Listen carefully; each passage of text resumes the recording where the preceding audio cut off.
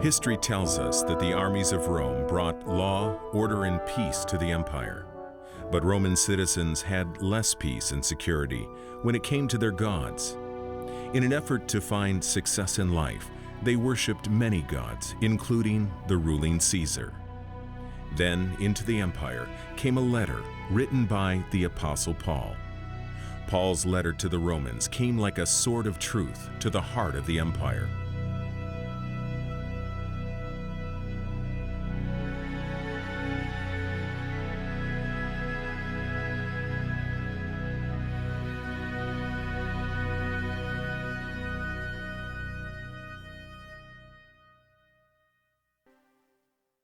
As long as Roman citizens and visitors like Martin and myself would stay in the middle of the road and keep the Roman law, we'd really have nothing to fear from the laws of Rome.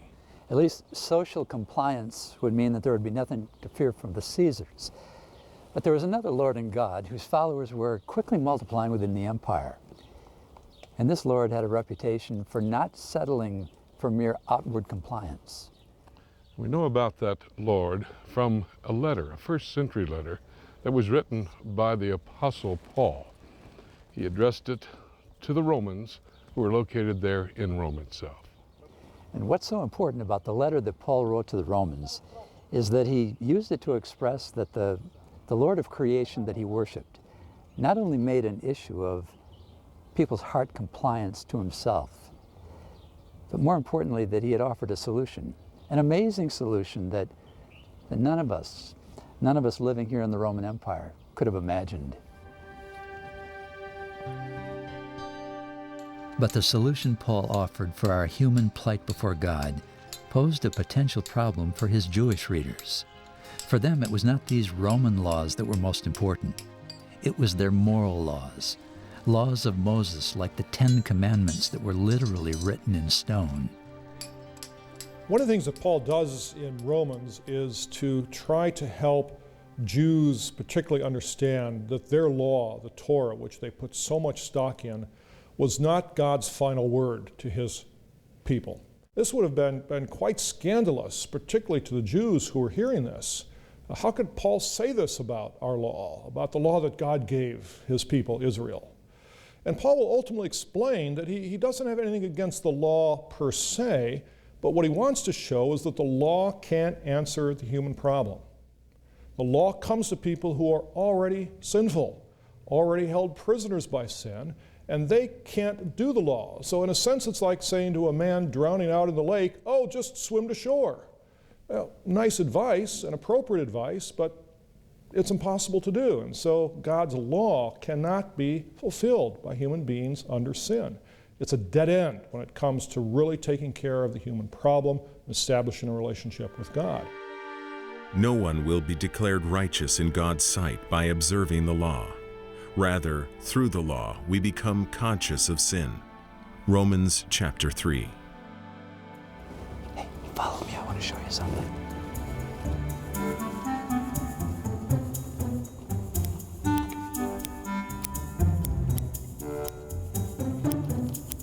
Hey, Jim, what you doing? What are you doing? Well, I'm trimming my beard. What does it look like I'm doing? It looks like you found a relic to me. What are you doing with this thing? That's ridiculous. Now, wait a minute. Is that My Roman? daughter gave me that many years ago. It looks like a Roman relic to me. I've used it for these Let me many see. years. What do you? Hey. You can't even see yourself in that. And it does not make you any more handsome, does it? Or good either, Jim. Look at that. I can't believe it. That's ridiculous. Interestingly, as a mirror reflects our physical flaws, laws like the 10 Commandments show us our spiritual imperfections, our inability to measure up to God's standards. I would not have known what sin was except through the law. Romans chapter 7. So although God's law is a good and holy thing, it tells us who he is, it gives us good advice, it's not the answer to the problem. So Paul's attack on the Jewish law, I think implicitly we have to see becomes an attack on all law, on whatever system people are trying to establish as a way of finding approval with God and making themselves feel good. The Romans had a great emphasis on law. They were famous for their laws and the way they tried to rule the empire with authority and justice and so forth. And so when Paul is attacking the Jewish law, by implication, he is clearly attacking that Roman law as well and saying that's a dead end. The Roman law might be a very helpful thing, but it's not the answer. You'd better not put your eggs in that basket because it's not going to be something that ultimately will satisfy. This location along the Cardo would be what we would understand as a soldiers' club, a Roman soldiers' club. Hey Jim, come on up here. Yeah, I got the solution. You're a Roman soldier, right? And this is a fountain. Imagine it filled with water. Look down, Jim. What do you see? The reflection. A reflection big enough for you, Jim. I can't carry this with me though, like my little mirror. Right. You know, we've been joking about seeing ourselves in a reflection. The Apostle Paul, in his letter to the Romans, wasn't joking though when he talked about our struggle to look good and to be good. In fact, when you read what Paul wrote to the Romans, you get the sense that the law itself, whether it be Jewish law or Roman law, would be like a mirror, a reflection. You could look into it and see what you were like, but it wouldn't change you. That is true. Whether it be the Roman law or the Ten Commandments of Moses, the law does not make someone good. The law is like a mirror. It'll show us what the problem is, but it can't fix the problem. And that's why the first century letter that the Apostle Paul wrote to the Romans became so very helpful. Jim, in the background we hear the Muslim call to prayer. And that would be true for every religion. All religions tend to moralize. They tend to go to laws and to what they believe God expects of us. But in reality, Paul's letter to the Romans makes it clear, no, it's not laws. It's something else that God himself has done for us. It caught my attention that the Muslim call to prayer came at the very moment that we were discussing that obedience to the law can never make us right with God. Today, Jerish is a Muslim city, a city where most of its residents seek to follow a legal system that calls them to pray at least 5 specific times during the day. To be accepted by Allah, by their God, they feel that they must outwardly comply with the laws set down by Muhammad, whom they consider to be God's prophet. Behind us is the Temple of Diana, a Roman goddess.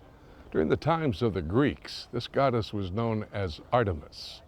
The Romans were polytheists. They worshipped many gods, which means that in addition to Caesar, they worshipped gods and goddesses, many of whom acted out lustful ways in relationships. So when you think about it, the gods and goddesses that the Romans worshipped were in many ways no better than themselves. And yet they tried to gain favor with their gods. They would offer incense and sacrifices for blessing and somehow to become better. And yet they had no assurance that a God, their God, would bless them or make them any better.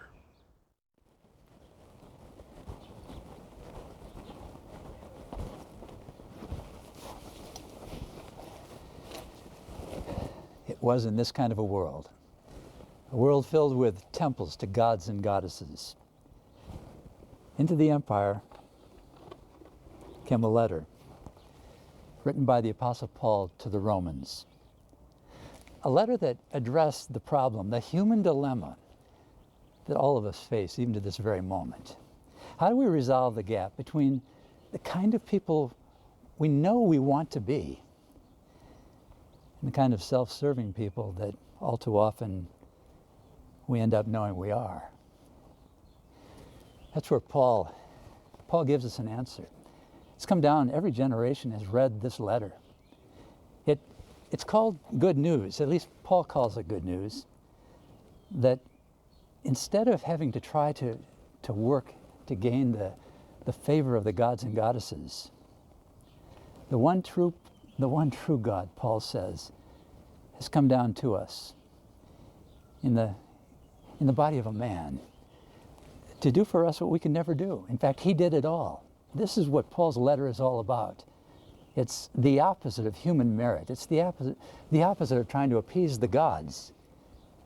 It's letting God himself give us the gift that his Son bought for us. God demonstrates his own love toward us in that while we were still sinners, Christ died for us. Romans chapter 5.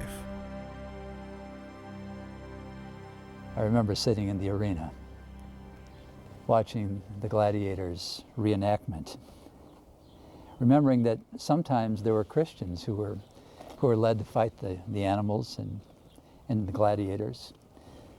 But even more importantly, I remembered, well, I started to imagine that all of a sudden in the middle of the fight, the Caesar, the governor, stood up and he got everybody's attention, and suddenly it was as if everybody stopped. I'm thinking in my mind. And then the governor steps out and he goes down to the arena and he motions to one of the poor struggling gladiators, one of the poor struggling Christians, and he motions him aside. And then he begins to fight. And then as I watch, it's almost as if voluntarily he dies. He dies in the place of this poor struggling fighter. You know, in real life terms, that's what Paul's good news and letter is all about. Only it's much more amazing than that. It's much truer than that. It's about the Creator God who becomes a man. That man voluntarily dies in behalf not only of one poor struggling fighter, but on behalf of every man or woman who's ever lived and sinned in this world. And Paul goes on to say, this champion, this king, this Messiah, this Lord, this sovereign, not only delivers from death this poor struggling person, but offers to give him or her everything they need. Paul's answer becomes life for anybody who will bow the knee to the one true God, who's offered to do it all. And all he requires is the faith in the heart, the surrender of those who will believe in him.